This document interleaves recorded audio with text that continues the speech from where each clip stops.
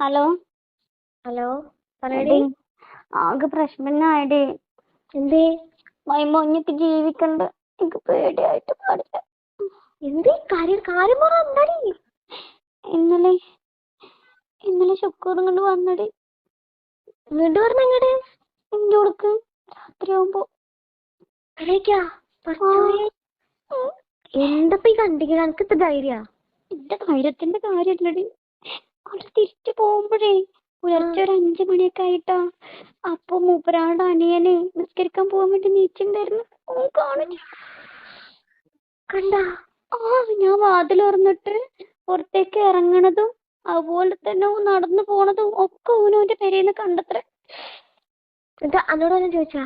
എന്നോടൊന്നും വന്ന് ചോദിച്ചില്ല. ഇവനിങ്ങോട്ട് ഇറങ്ങിയോട്ട് പോയതും ഓന്റെ വടക്കോർത്ത വാതിലും കൂടെ തുറന്ന് പുറത്തേക്ക് ഇറങ്ങിയിട്ട് ഇന്നിങ്ങനെ നോക്കി നിക്കുക. ഞാൻ വേഗം ഓടി വന്നിട്ട് വാതിലടച്ച് എനിക്കൊക്കെ അനക്ക് ഉറപ്പന്നെയാണോ കണ്ടിക്കണെന്ന്? വാതില് തുറന്ന് പുറത്തേക്ക് ഇറങ്ങി.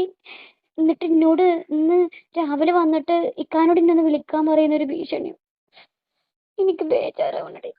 എന്താ ചെയ്യണ്ടെന്നൊക്കെ അറിയാൻ പാടില്ല. എന്താ ചെയ്യാ? ഈ 5 മണിക്ക് മുന്തിനെ അവന് ഇറക്കി വിട്ടത് ഇവരൊക്കെ ഇങ്ങനെ പോകുന്ന എനിക്ക് അറിയില്ലേ? ഞാൻ അറിഞ്ഞ എന്താ ചെയ്യേണ്ടത്? ഒരു പേടിയും കിട്ടണില്ല. ഈ ഇറക്കി വിടണോ കണ്ടിക്കണ?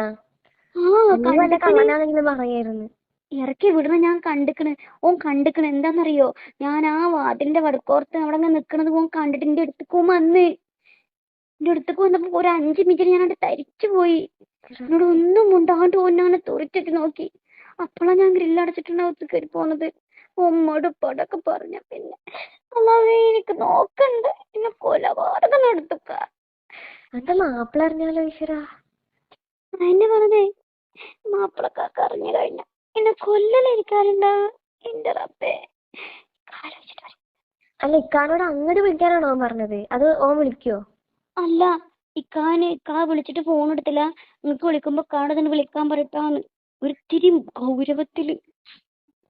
പോരാത്തതിന് മെസ്സേജ് അയച്ചിട്ടുണ്ട് കുറച്ചേരം മുമ്പ്, നമുക്കൊന്ന് കാണണമെന്ന്. ഇതൊക്കെ പേടിയാവണേ.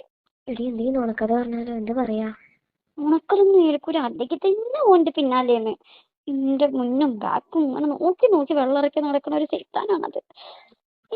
എന്നിട്ടാണ് ഇപ്പൊ എന്താണ്ടാവുന്നൊക്കെ അറിയാൻ പാടില്ലടേ. വേണമെങ്കിൽ തിരിച്ചിങ്ങോട്ട് ഭീഷണിപ്പെടുത്തിക്കോ. ഇതൊക്കെ പറഞ്ഞു കഴിഞ്ഞാ ഈ നോക്കി വെള്ളറക്കണ കാക്കാനോട് പറഞ്ഞു കൊടുക്കുന്നത്.